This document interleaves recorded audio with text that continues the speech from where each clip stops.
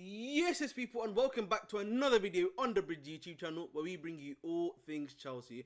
I'm your host with the most, the Bridge 258, here today to talk about the latest Chelsea transfer news. Here we go. So, let's start with the main breaking news, which is coming from MC McGrath of the Telegraph, and that is that Chelsea are targeting Victor Osimhen to come to the football club in January. Now, apparently they've got a link with him via Kalidou Koulibaly, who obviously was at the club last season, and obviously we know that John Omi has been obviously trying to get him to come to Chelsea as well, and that he wants to come to the club as well has been confirmed.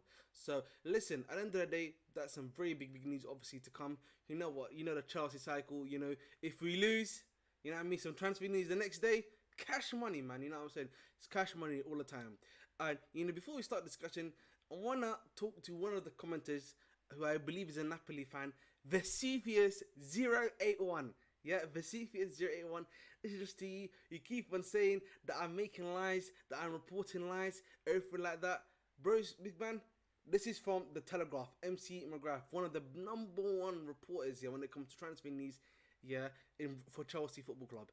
And so, if you try to call me a liar again, big man, you know what I'm saying, then you're just lying to yourself, my friend. That's all I'm going to tell you right now. You're just lying to yourself.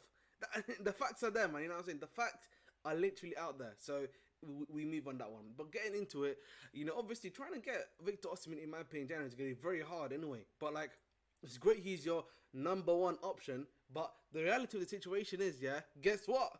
He's going to cost you a lot of money. We went to 106, we went to 115, now it's going to be what, 150, 160 to get him now, in January?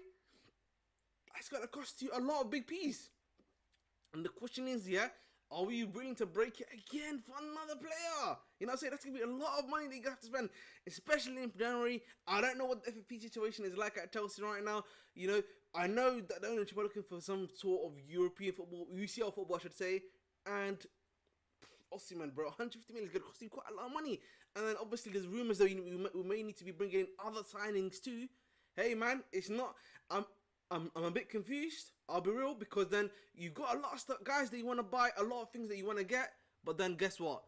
Where is this money coming from? Qu'est-ce qu'on fait? You know what I'm saying? So we need to think. So there's obviously that part of it when it comes to the Victor Osimhen news, which is like, okay, you want this guy, okay, we hear you, we'll understand you, but then remember guys, it's going to cost you a lot of money. Are you willing to do that, particularly in January market where it's going to be very hard to be getting these top elite players, when it comes down to it. So, hey ho, we'll see. But clearly, they're clearly making the direction, the move to try to get Victor Osimhen in January. So, that means definitely now, in my opinion, for sure, we can now, for all intents and purposes, say Ivan Toney now is not coming to Chelsea Football Club too. So, no Toney, that is guaranteed for sure not at Chelsea Football Club. So, there is that too. Now I want to move on to the next topic, and this is something that was spoken about. It's been spoken about in comments from David Ornstein as well, and but Simon Phillips, Isaiah Phillips, as you may know him on Twitter, has also said this before. I said this yesterday as well, which is that the ownership are apparently looking for UCL football at the end of the season. Now, we of course can commend them for looking, at keeping, what people like to call the standard of trying to get UCL football and stuff like that this season. But guys, that doesn't make sense. I'll be real. The team that you brought in, the squad that you brought in, the players that you brought in, that is not a UCL squad. I don't know what they were thinking, what the school of thought behind this was, because when I saw a lot of the players we were buying, the type of players that we brought, for me, I always understood and assumed that, all of these, guys who have high potential and everything like that, they need a season where they could learn the trade, improve as a player, in that season, and get to the top by the end of that season. Then by the end of that season, you can probably get something of a Conference League or Europa League type of football, and then that season onwards, you push on, win that Europa League or Conference League, whatever it is, and get into top 4. That way, you've got guaranteed UCL football. That was always, for me, the school of thought that I had gone into it when it came down to it. But apparently, the ownership is believing UCL football with the current squad that we have. And for me, that is very outrageous. I'll be real. Why? If that was the case, then UCL type players mean experience, maturity, and guys that are going to give you a certain amount of things when you buy them, with that money that you're going to buy them for. Buying respectfully, listen, Enzo, he's won a World Cup, yes, for sure.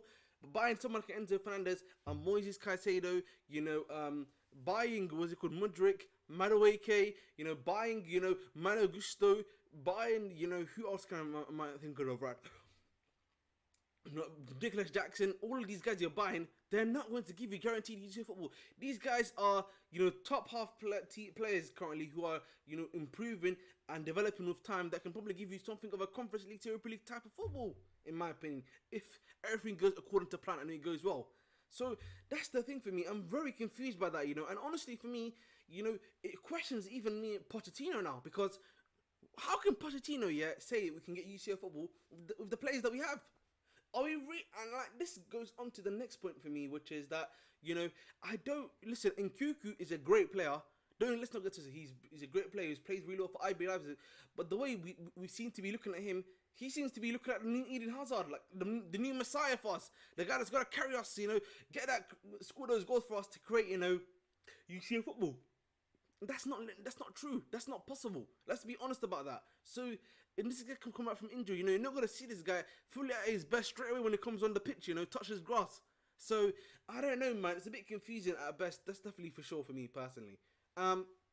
Let's go on to our next topic, and this is actually speaking of Pochettino, of course, which I spoke about previously, and that is that today there came out reports that we saw Nicholas Jackson obviously in the Villarreal where they beat, if I'm not mistaken, Osasuna today. And you saw him in the dressing room with his ex-teammates, like probably came over to say hi and everything like that. And then when you see that, bro, you see him there. He comes literally to Villarreal. But then you're thinking, I swear Pochettino yesterday was saying, listen, we're gonna come back home, rest the night, and we haven't trained at 6 a.m. sharp. And there's not gonna be no rest or nothing like that. So why is that happening? So he's talking the talk but not walking the walk, essentially. So what's going on? And apparently Simon Johnson confirmed that apparently he said that yesterday, and there's been no training today at all. So clearly, where is that then? Again, this is another thing for me with Pochettino. When we talk a lot about the fact that Pochettino is not helping himself. This is called not helping yourself, bro.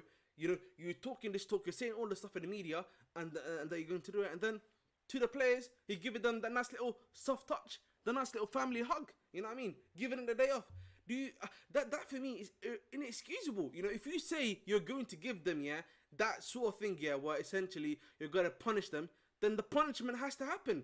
It's as simple as that, really. I don't understand, why he's doing this thing of talking the talk but not walking the walk. That's what it is for me at the end of the day. And he needs to apply what he believes. It's as simple as that, man. And going on from that, apparently according to Fabrizio Romano, the ownership don't have any problems currently with Mauricio Pochettino. They still believe that he can get us some form of UCL football of some sort, and that with signings essentially we gotta get UCL football. Now that is another thing in itself. So we're just saying signings and hope. Basically we're saying it's we need these signings essentially that we're gonna buy January to bang and create a miracle where the middle table teams, the middle table teams, and then the top table and some of the top table teams that are like third, fourth, and fifth, essentially decide to capitulate, and we just keep on winning game after game after game after game after game after game after game. Literally, that's what you're looking for. And again, not possible, guys. You know what I'm saying? We need to be, the term I like to use, realistic. It seems there's no realism going on right now for me. Like, that's not gonna happen, guys. You know what I'm saying? Like, we need to win the games that we are losing right now. You know what I mean? We need to win the December games. We need to win if we're going to stand a chance to begin with. Let alone the January, guys, because, we're not going to be buying guys on the 1st of January. We're probably going to be seeing guys coming in January the 10th, January the 11th, 12th, 13th, 14th. So, it's what I'm saying to you. Like, guys, honestly, man, it's really irritating me when it comes to those schools of thought and those points that I'm hearing personally. And then finally, the final point I want to make here is that, all of this stuff, all of this school of thought, all of this prediction that these guys are all having and saying, what was the ownership's plan back in the summer? This is what I question. Again, you're buying all these wonder kids. You're buying these guys that for the first team that are guys that have high potential, that need to be trained, everything like that. But that's not happening. So, again, this is what it all comes down to at the end of the day. I need to be seeing the plan.